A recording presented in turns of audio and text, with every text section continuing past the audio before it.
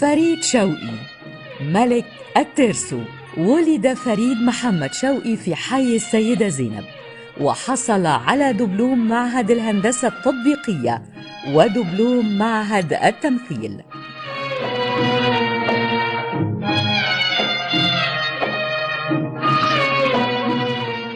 عمل في أدوار صغيرة مع النجم أنور وجدي، ثم بدأ كتابة القصص السينمائية لأفلامه وحقق نجومية كبيرة.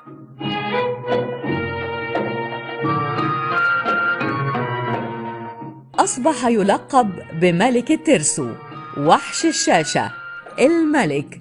وبالرغم من أنه غول تمثيل إلا أنه كتب العديد من قصص الأفلام وعمل على المسرح في العديد من مسرحيات الريحاني.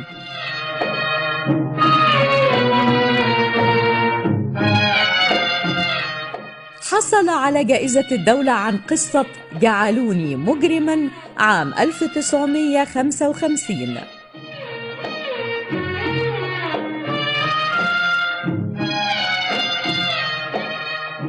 وعن جائزة الإنتاج في مهرجان برلين عام 1956 عن فيلم الفتوة.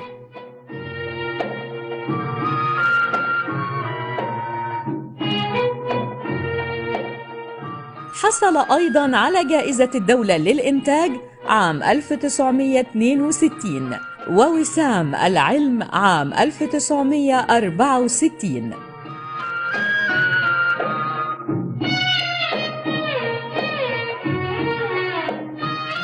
كرمه مهرجان القاهرة عام 1994، فهو استحق عن جدارة لقب ملك الترسو أو ملك السينما.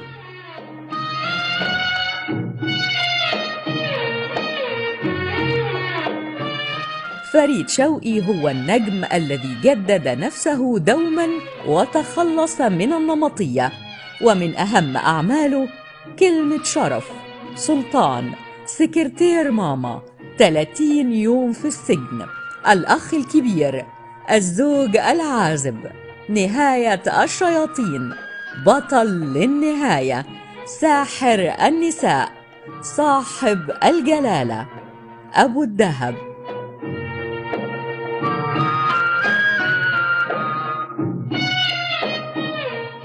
ورحل عن عالمنا تاركا وراءه رصيدا كبيرا من الأعمال المتميزة.